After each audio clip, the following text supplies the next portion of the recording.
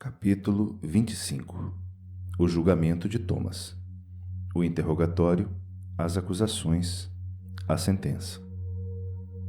5 dias após o inexplicável desaparecimento de Thomas e de sua família, as buscas se estendiam nas regiões próximas a Reims, incluindo os caminhos que levavam a Paris e ao litoral norte das terras dos francos e dos normandos. Dezenas de cavaleiros eclesiásticos e seculares vasculhavam vilas, florestas, estábulos e campos de plantio. A notícia se espalhou rapidamente por toda a região, e as mais criativas especulações sobre o paradeiro de Thomas, Beatriz e Antoine faziam fervilhar o imaginário dos cidadãos de Reims. Porém, logo no início daquela chuvosa manhã, obreiros suspenderam seus trabalhos e postaram-se paralisados juntamente com mercadores, viajantes, cavaleiros, mulheres, crianças, monges beneditinos, dominicanos e alguns franciscanos de passagem pela cidade, todos em silêncio, estupefatos com o que presenciavam. Com as roupas encharcadas sobre um franzino cavalo, tomado emprestado, por assim dizer, de uma das fazendas por onde passou durante a desesperada fuga, o abatido Thomas cruzou lentamente as ruas da cidade e dirigiu-se ao casario onde se instalara o Tribunal da Santa Inquisição. Uma pequena multidão que o acompanhava, desde que adentrou a cidade, postou-se num grande semicírculo defronte à grande casa, onde o esperavam os integrantes do Santo Ofício, que, há alguns instantes, tinham sido avisados do que estava sucedendo. Elion e Jean-Paul entreolharam-se e colocaram-se próximos a Thomas. Pela porta principal, onde ao lado estava fixado um enorme estandarte branco, esboçando a cruz de madeira junto à espada, saiu Raphael B., trajando seu majestoso hábito dominicano de cor branca, recoberto por uma longa capa de cor negra. Sobre ela havia um cinto de couro com um rosário pendurado. Na mão direita, um volumoso anel de ouro adornado com cintilante pedra vermelha, e na mão esquerda um magnífico cetro. Sua feição altiva, somada ao intenso brilho dos olhos, impedia-o de dissimular a quem o visse naquele momento a enorme satisfação que aquela deplorável cena protagonizada pelo infeliz pedreiro lhe causara. Sob suas ordens imediatas, 2 cavaleiros dirigiram-se para Thomas a fim de retirá-lo de cima daquele emagrecido cavalo. Mas isso não foi preciso. Com uma postura de total submissão, Thomas desceu do cavalo, desfez-se de seu embornal de ferramentas, jogando-o no chão próximo aos pés de Jean-Paul, que discretamente o recolheu. Com passos tímidos e arrastados, Thomas aproximou-se de Raphael B. e ajoelhou-se diante dele. Com a voz fraca e hesitante, dirigiu-se ao inquisidor. Estou à sua disposição. A partir de agora, Vossa Eminência é a minha luz. Conduza-me pelo caminho da verdade e da justiça. Todos que chegaram a ouvir as palavras de Thomas foram vítimas de uma onda de frio a atravessar-lhes as espinhas. A partir daquele momento, tiveram suas ansiedades e suas preocupações multiplicadas, incluindo aí Mestre Elion. Imediatamente, Thomas foi levado a uma pequena sala com pouca claridade, onde seria iniciado seu tão aguardado processo inquisitório. Como prova de sua tolerância e de sua benevolência, Raphael B. ordenou que fosse oferecida comida e água ao pedreiro antes que se iniciassem os trabalhos. Com suas forças parcialmente refeitas, Thomas tornou-se vítima de uma sufocante avalanche de questionamentos. De volta às obras da catedral, Gerhard perguntou a Elion: "O que tanto o preocupa, mestre?" Thomas sabe demais. O que ele sabe demais? O suficiente para arrastar dezenas de pessoas nesta cidade para as fogueiras da Santa Inquisição. Quem, por exemplo? O ferreiro Aldebert, com suas contestações sobre a fé, Bernard, o cátaro, Anuar e suas especulações sobre o sol e a terra, Elinor, a bondosa velha senhora, que todos pensam ser uma bruxa devido à sua habilidade no uso das plantas medicinais, o médico Itziak e sua família judia, o negociante Heidrun e sua cobrança de juros, e muitos de nós, pedreiros livres, que guardamos tantos segredos e mistérios, os quais só aguçam a curiosidade e aumentam a desconfiança das pessoas, e principalmente da igreja. Você acha que Thomas entregaria toda essa gente? É difícil dizer isso, mas acho que sim.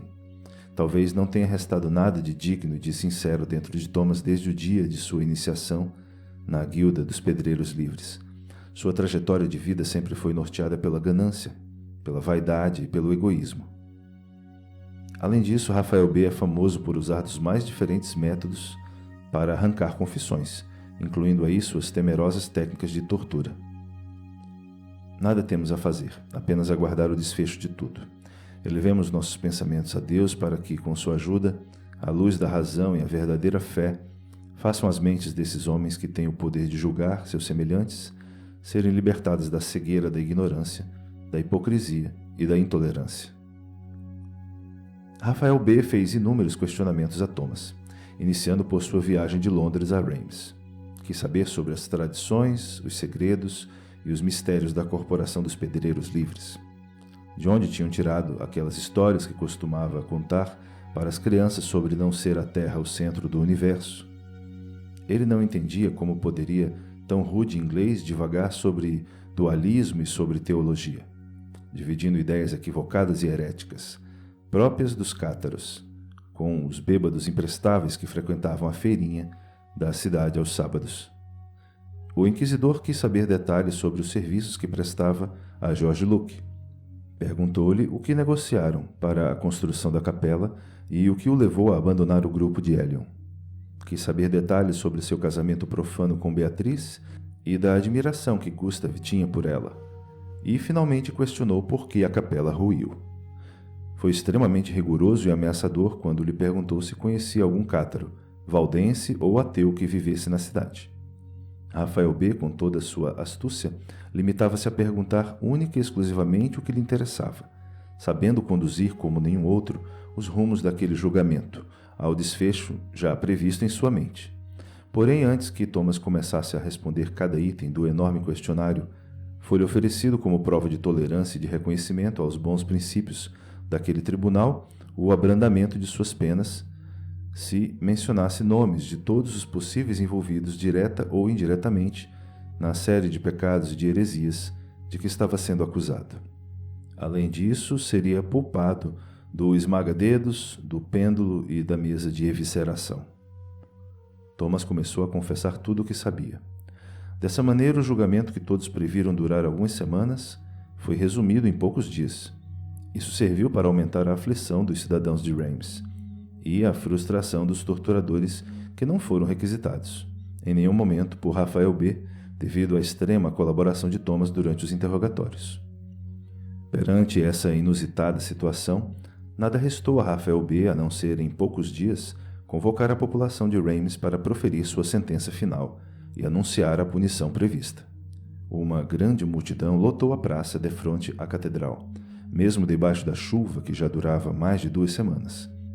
Encimando o púlpito de madeira, Rafael B. iniciou sua magistral oratória com uma comovente expressão facial de profunda dor e compaixão. Meus irmãos, respondam-me, qual é o pior dos pecados? Olhando para todos agora com sua temerária feição aquilina, voltou a perguntar enfaticamente.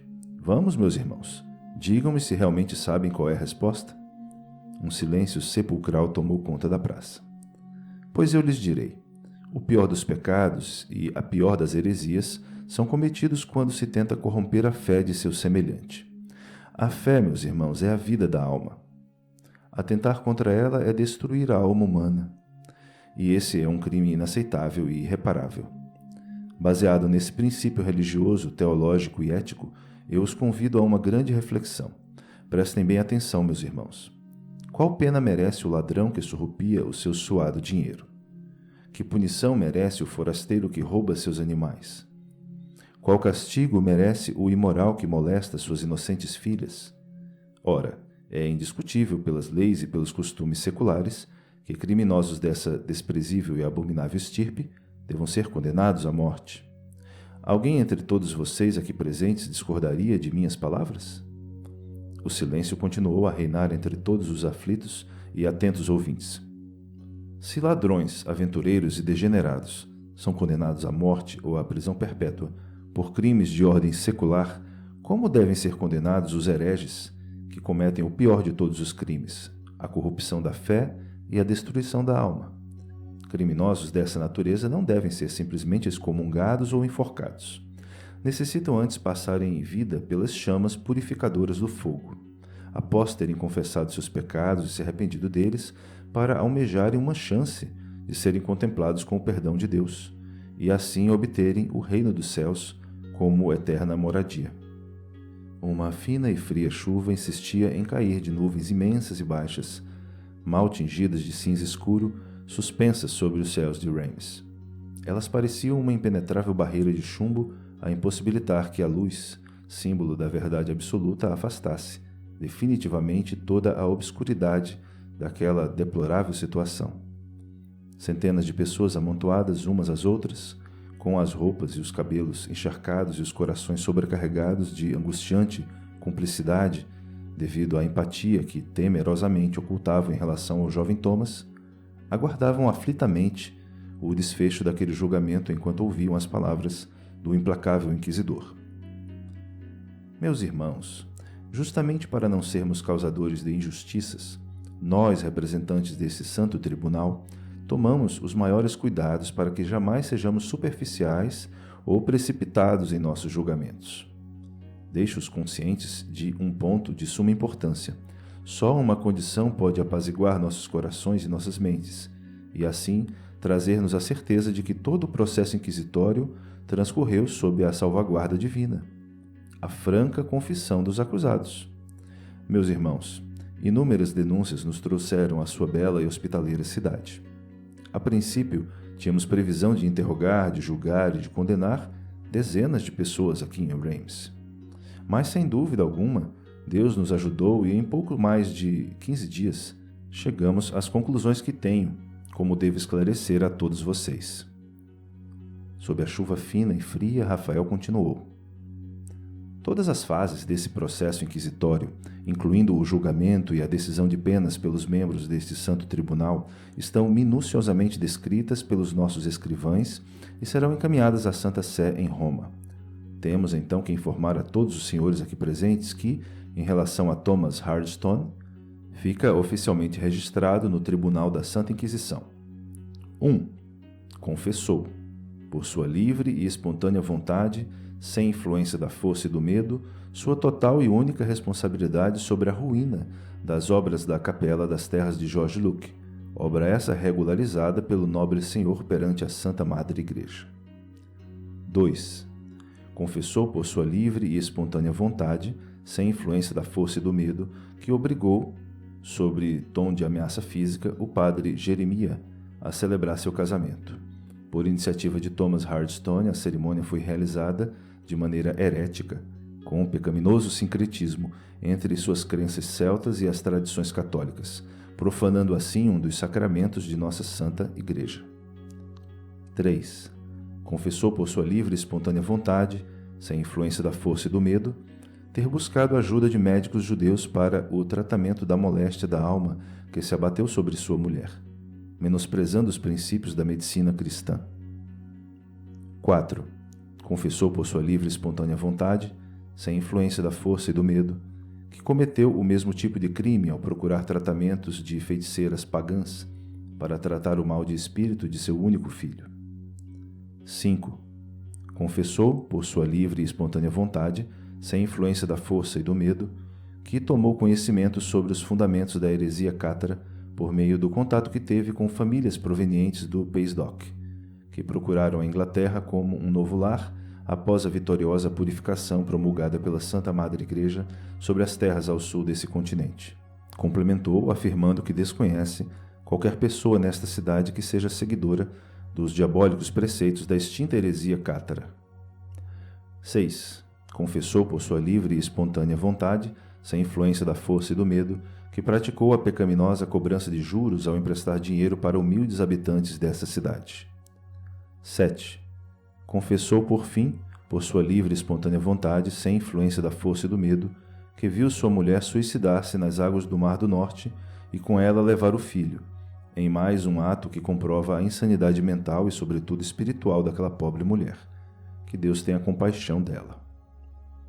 O povo, que até aquele momento mantinha-se em profundo silêncio, agitou-se, fazendo com que Rafael B., por diversas vezes, exigisse silêncio para que pudesse continuar. Perante a vasta, a sincera e a espontânea confissão de Thomas Hardstone, este tribunal tem que decidir sobre os outros 2 investigados. Em relação ao padre Gustav, ele fica inocentado de todas as acusações pelas quais fora convocado por este tribunal. Em relação ao respeitável Sr. George Luke, possuidor de inabalável fé cristã, bons costumes e extrema generosidade, ele fica inocentado das injustas acusações que inapropriadamente chegaram a este tribunal.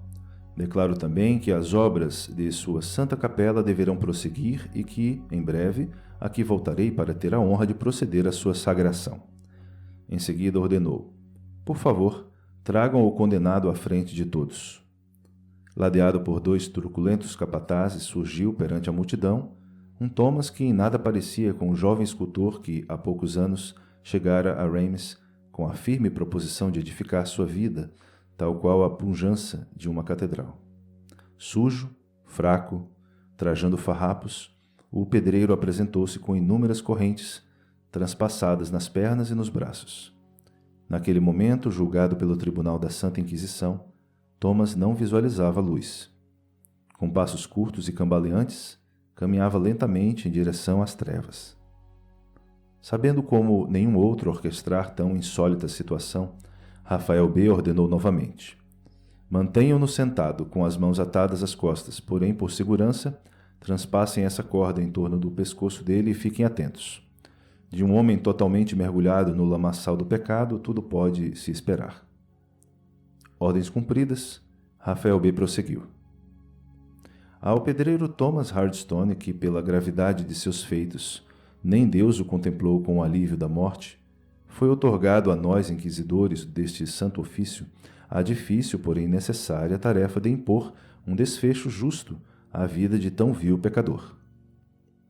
Olhando para o chão, sem coragem de encarar todos, principalmente Hélio e seus companheiros de corporação, Thomas mantinha-se com a habitual dificuldade de cerrar os lábios, deixando à mostra os grandes e alvos dentes. Antes de proferir a sentença final, Raphael B. aproximou-se de Thomas e disse-lhe em voz baixa: por favor, Thomas Hardstone, pare de sorrir.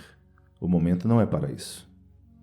Um dos torturadores que se postava ao lado direito de Thomas ao ouvir essa repreensão, discretamente, retesou a corda que o prendia, dificultando-lhe a respiração e impedindo-o ainda mais de fechar a boca. Raphael B., transtornado com o que acontecia, iniciou a leitura do documento de condenação de Thomas, tentando disfarçar a situação constrangedora que se apresentava.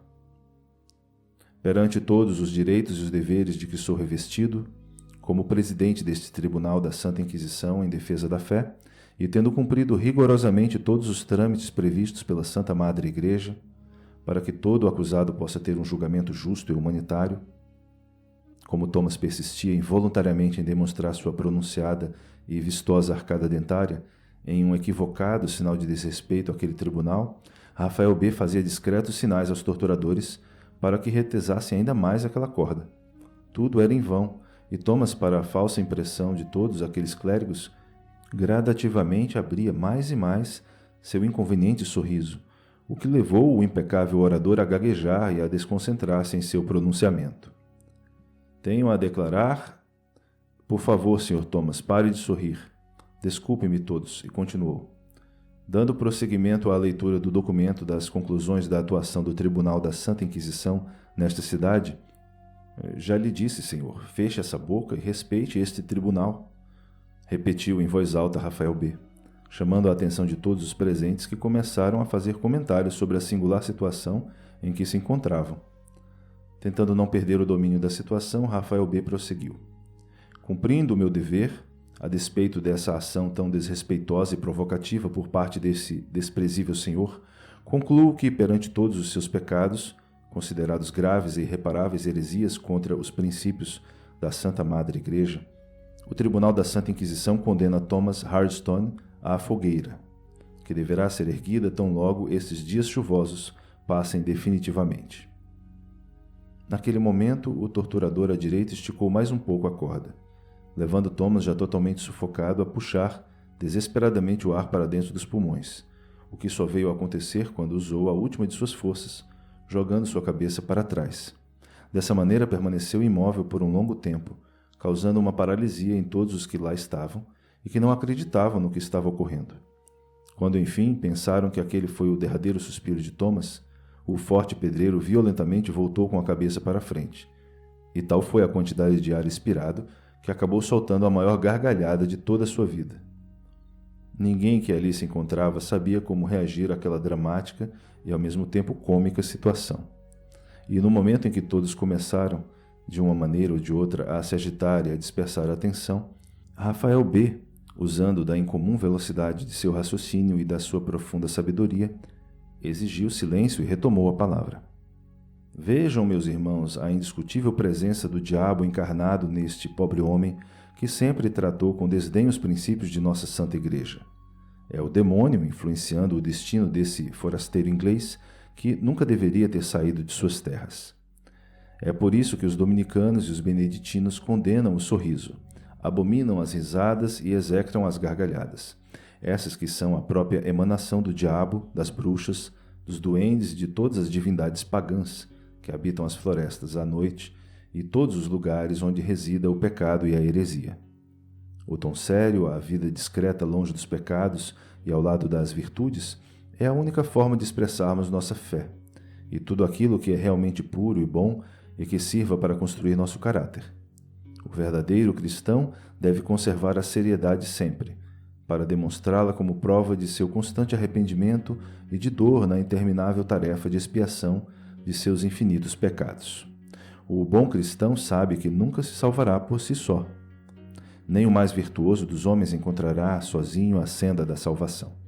O caminho que leva a Deus, a Jerusalém celestial, é tortuoso, cheio de obstáculos como o que tão bem representa o labirinto no piso desta magnífica catedral.